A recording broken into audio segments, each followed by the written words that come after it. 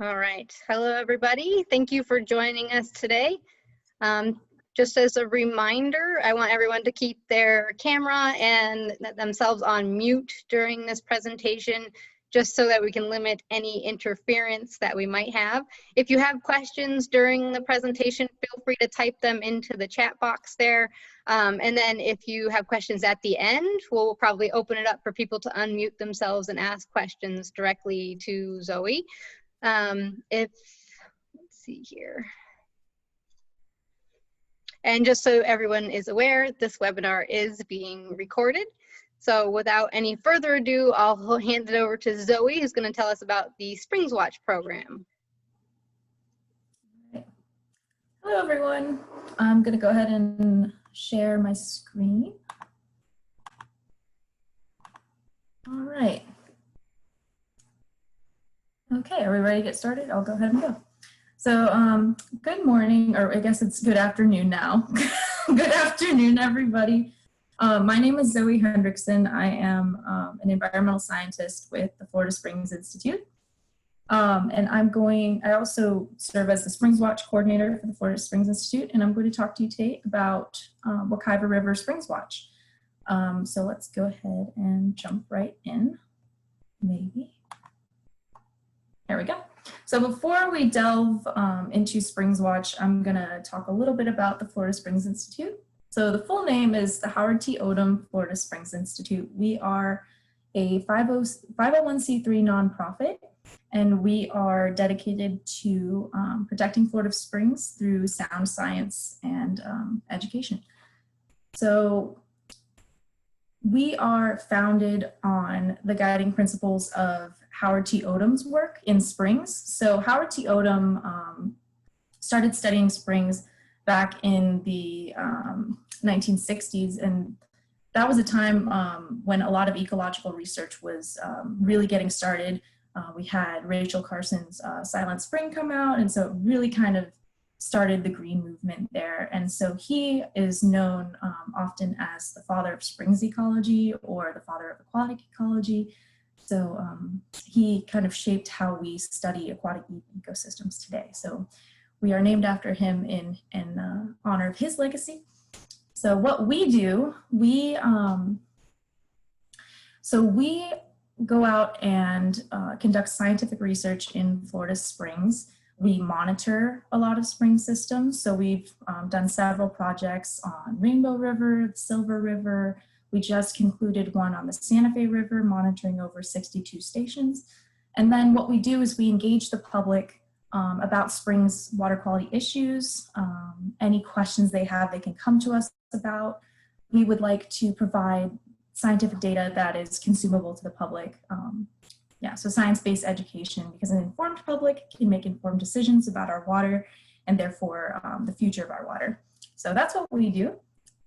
So a little bit more about Florida Springs Watch. So the Florida Springs Watch program is our monthly citizen science program. And what that means is we have volunteers from all different backgrounds. Like, you do not have to have a scientific background to engage with a citizen science program. So it's teaching members of the public how to conduct scientific monitoring. It's completely free. So it's one of our major sources of education. We have over 8 different Springs Watch groups: Wakulla, Ichetucknee, Santa Fe River, Silver River, Rainbow River, Homosassa, Weeki Wachee, and Wekiva. So Wekiva and Wakulla are our 2 newest groups, and they've been sampling since about the end of 2018, beginning of 2019.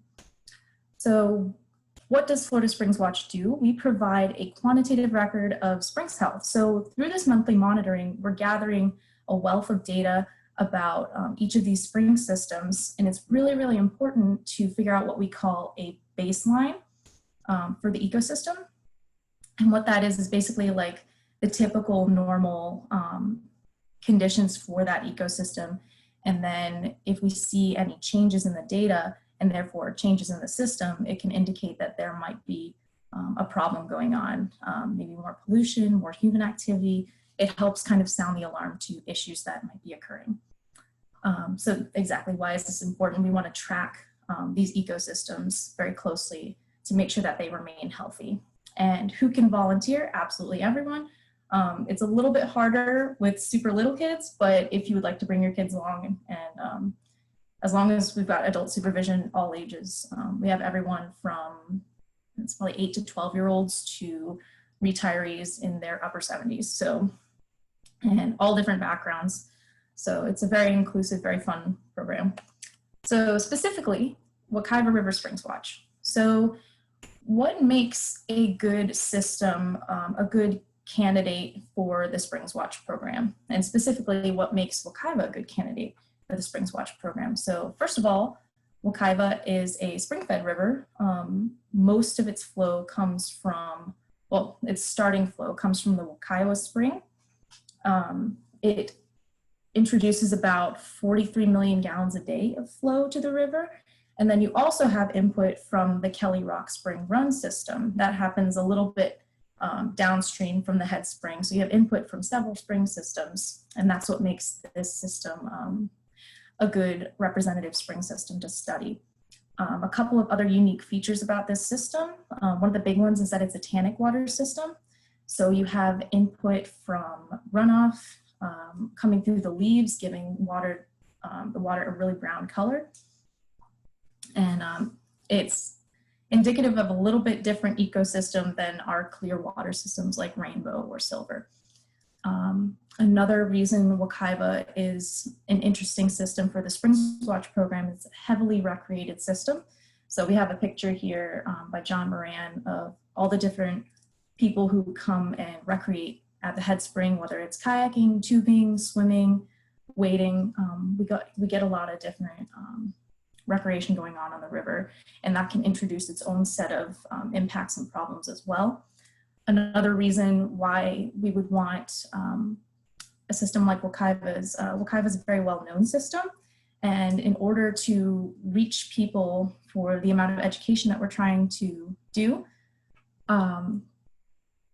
we want to have people know what the system is, where it is, have a personal connection to the system, so that when we present our findings and our data, it kind of makes sense a little bit more when you know and love the system. So that's another reason Wekiva is a great system for Springs Watch.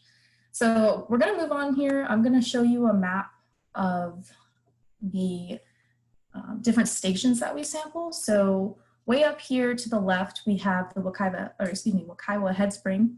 Then we have the pond thereafter, where it becomes more of a tannic system. Moving downstream, we sample just before the confluence with Rock Spring Run. We sample Rock Spring Run, and then we continue downstream for another 4 sampling stations. So I'm gonna go ahead and talk about now a little bit more about our general sampling. So what we look for, what we're actually testing for, that kind of thing. So what are we looking at here? We're looking at ecology and water quality. And what do we measure during a Springs Watch sampling in order to monitor these? So there are several different parameters that we look at.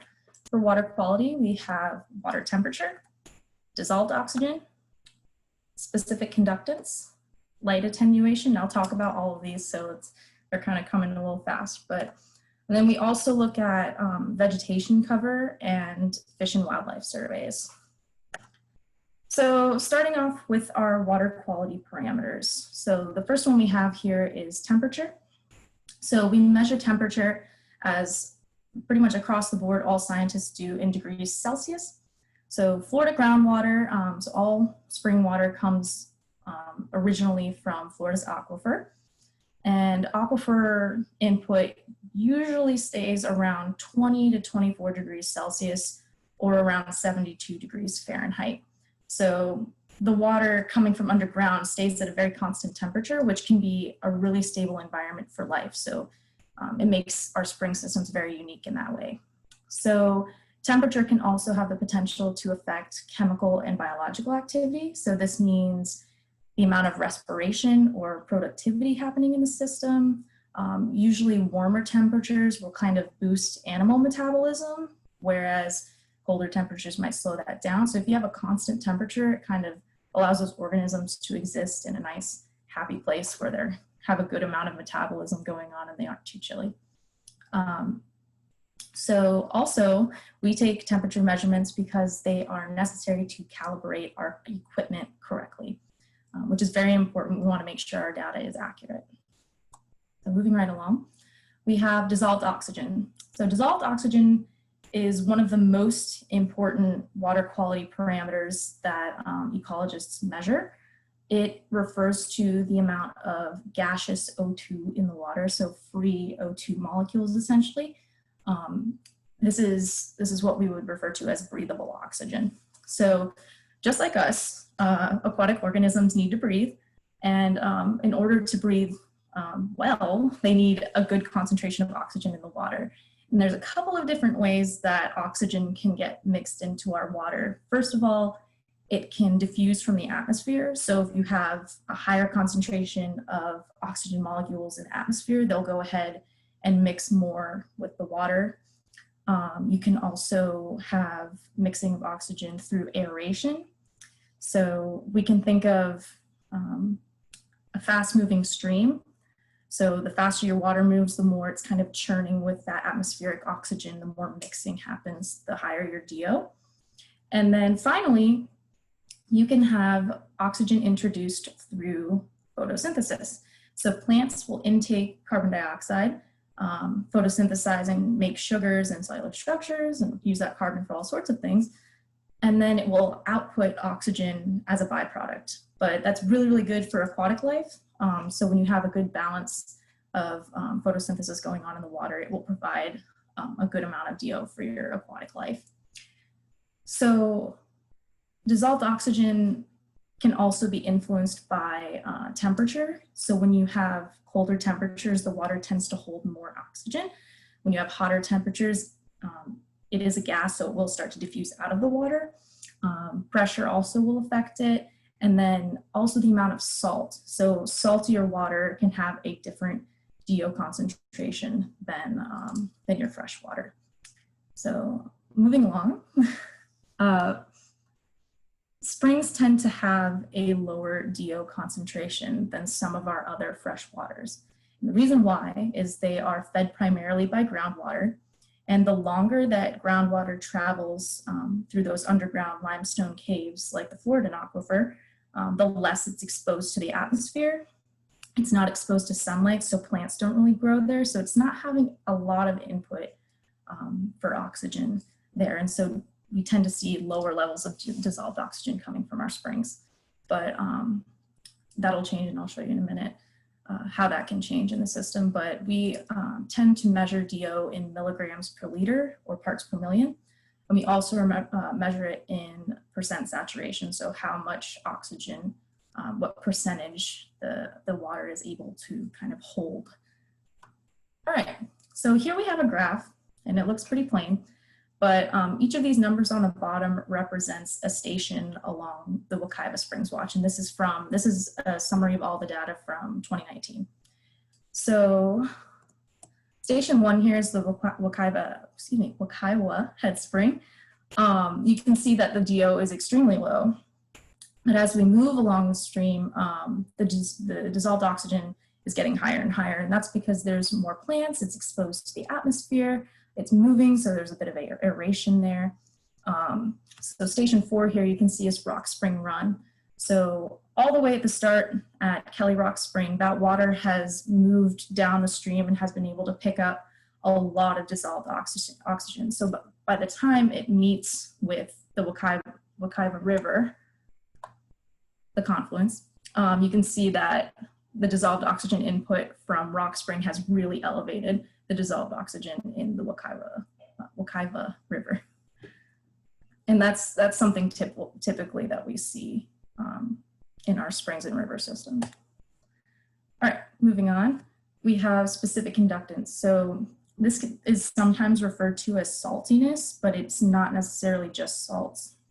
So this parameter will measure how well water can conduct electricity. So that is dependent on how many ions are present in the water, and those ions can come from things like salts, minerals that come out of the spring water, particulates, a number of things. So our springs tend to have a higher specific conductance than our river water, since those minerals are coming out of the groundwater.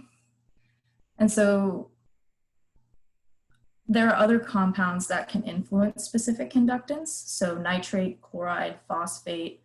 I'm going to show you a graph in a minute, but generally specific conductance can be used as an indicator of pollution, and I will show you why in a moment. So this is a graph of the Santa Fe River. So this is from our Santa Fe Springs Watch group in 2019. And you can see that all of our river stations are consistently lower in specific conductance than our spring systems. And that is because of those minerals that are being picked up by the groundwater and are coming out of the spring vent. Generally, we'll see springs conductance around 400 microsiemens, but this can change with either the proximity to salt water, so our coastal springs tend to be more salty, or if there's a lot of pollution going on, you can see that specific conductance spike. There's a spring along the Santa Fe River called Troop Spring that is directly adjacent from a dairy farm, and we have seen specific conductance levels over 1,000. And that is not typical of that system at all. So you can definitely indicate that there is some huge nitrate pollution going on. So that's why we like to monitor specific conductance.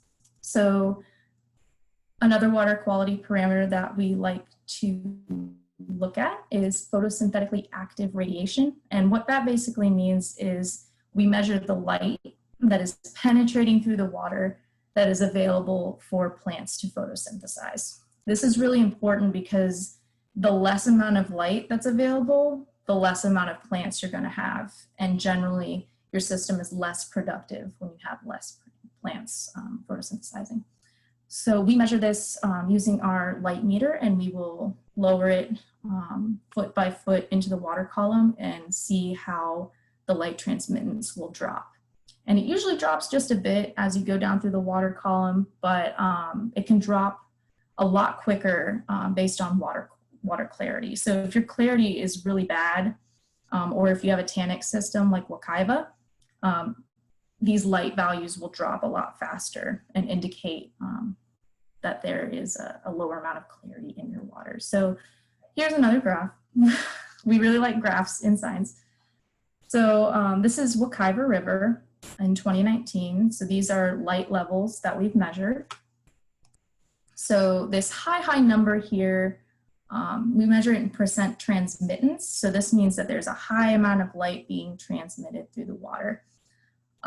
This high number is from Wekiva Spring, which is very, very clear. It's that characteristic clear spring water. But quickly as you move downstream, it'll, like at station 2, for example, it drops rather quickly from that tannic water input. So when the water becomes very, very brown, there's not a lot of light that is able to be transmitted through it.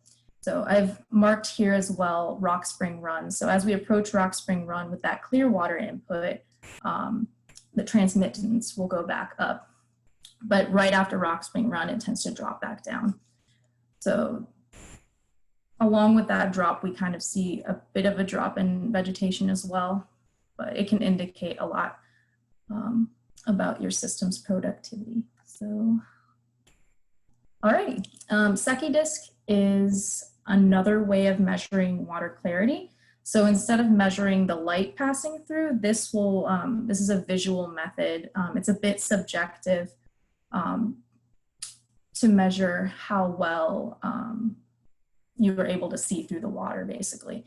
So I have a picture here of a tannic water system. You can see that brown water, that Secchi disk is going to disappear rather quickly. Whereas in a clear water system, like with these manatees, you're going to get a very, very long distance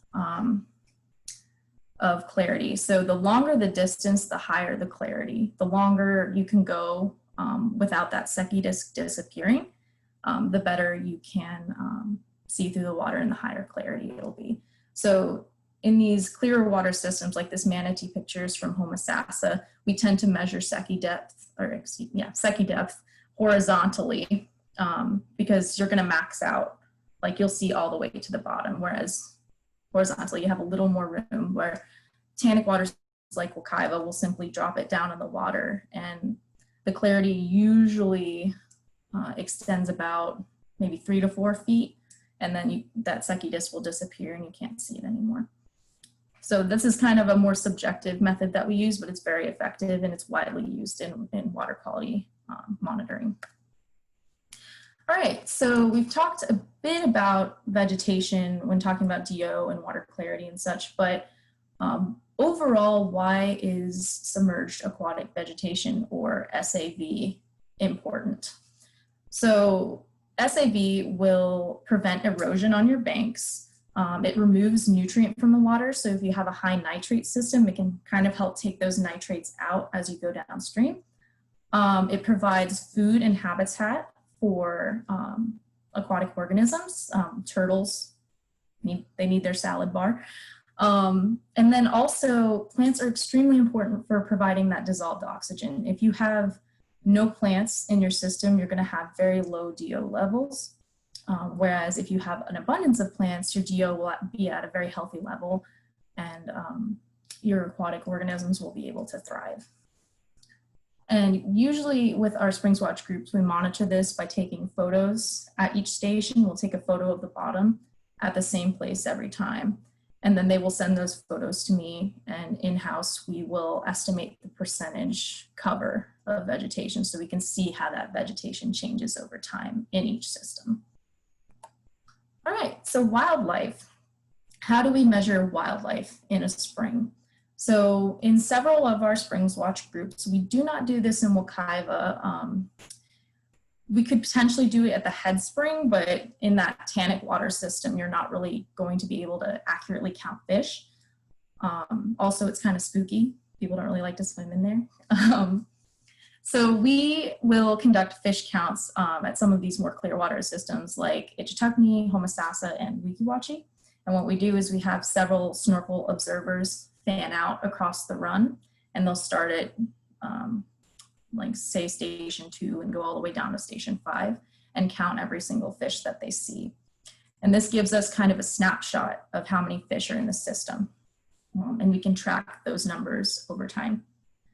I have a couple of pictures here. We have a group of mullet. So that's a fish we commonly see in the springs, and then a bluegill sunfish. But on our website, this link here below, and I can provide those links in the comment box later, but we have a fish guide on our website that we use to train our volunteers, but it's used for everyone, so you can go and check that out if you're interested in learning more about snorkeling. And then our bird survey. So we have a lot of Springs Watch volunteers who are also members of the Audubon Society, and so they know their birds very, very well. They will go ahead and write down every single bird they see on their way downstream, and that'll give us a nice way to kind of monitor bird activity throughout the year. For example, at Silver River, we have a lot of birders, and so we have bird data going back all the way back from, I think, 2012. So very, very good, consistent data. So what do we do with all of this data? We have all of our volunteers collecting and learning and all these things, but what do we do with the data once we get it? So all of our volunteers send me the data, and we enter it back into our database at FSI, and we use this to create publicly available data. So we make all of this data available to the public, and then we will also kind of put it into a form that's more understandable.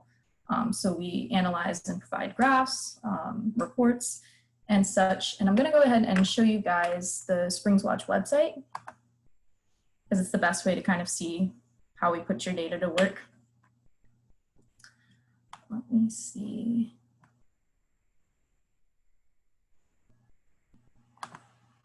Okay, cool. It looks like it's sharing. So this is our Springs Watch website. It's on our FSI home website, but you can go ahead and log on there whenever you would like. but it gives you kind of an overview of the program, and then we scroll down and we have all of our different Springs Watch groups. So I'll go ahead and click on Wekiva. All right, and so we hop onto this page and we get a little bit of an overview about the Wekiva system. We have the station map available, and then we scroll down and we have our reports and dashboards. And so I'll go ahead and click on our monitoring summary report. So this is basically like our more nitty-gritty scientific report. So you can scroll through here, and it has detailed information about all of our methods, all of our data, the equipment we use. So these are just like those graphs that I showed you in the presentation, but they have a little more information about the averages. So yeah, and then we also have nitrate data that we've taken. All right, so we have those. And then I'm gonna go ahead and show you our kind of proudest moment for the Springs Watch website, and it's our dashboards. So when we log onto our dashboards, okay, we have our graphs for specific conductance, light transmittance, DO, and we have our station map. So Wekiva has only been taking data for about a year, so we only have 1 year's worth of summary. But I'm gonna go ahead and show you one of our other Springs Watch groups pages, which is Ichetucknee, and they've been sampling for about 6 years.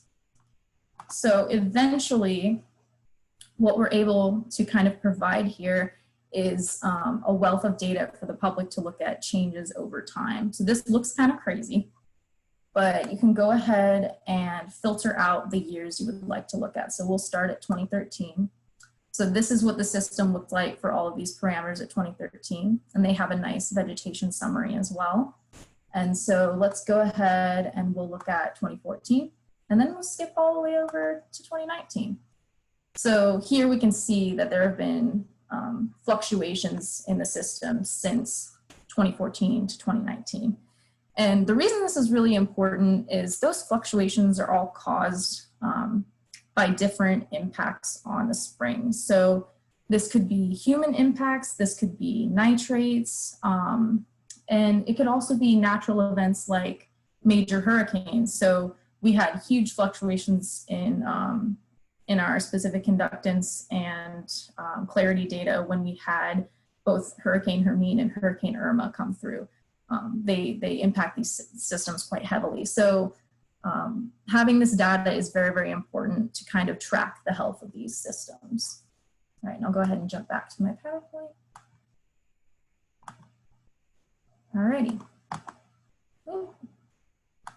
So yeah, if you would like to learn any more information about Florida Springs Watch, about Wekiva Springs Watch, about FSI in general, you can visit our website at floridasprings.org/springswatch, or you can contact me. I have my email available, or you can follow us on social media. We post a lot of our educational content on our social media pages. This includes our blue water audit, so it'll show you nitrate and water use data all over the state. We have a nitrate story map that talks about nutrients in our springs, and we have a springs map that shows all of the different springs around Florida. But I think that's all I have today. I apologize if I rushed a little bit. And let me see. Yes, does anyone have any questions? And there's a picture of David Pumpkins. that is. Very nice. I don't see any questions yet. I will go ahead and share my closing screen. And I'm also going to paste in the chat box the links to register for our next talks. We have talks again next Saturday and the following Saturday for the Wekiva's 20th anniversary. So I hope everyone can come back and join us for those. So next weekend is going to be on the history of protecting the Wekiva. It's a very long history, very interesting. And that's provided by Deborah Shelley, the former Wekiva River Aquatic Preserve Manager. And then on the 24th, we're going to be talking with Elizabeth Stevensons from SERV about Florida native plants and how they impact the river. So hopefully everyone can come back for that. And I'll leave it open up for a little bit longer if anyone has any questions. You can unmute or just type it in the chat box.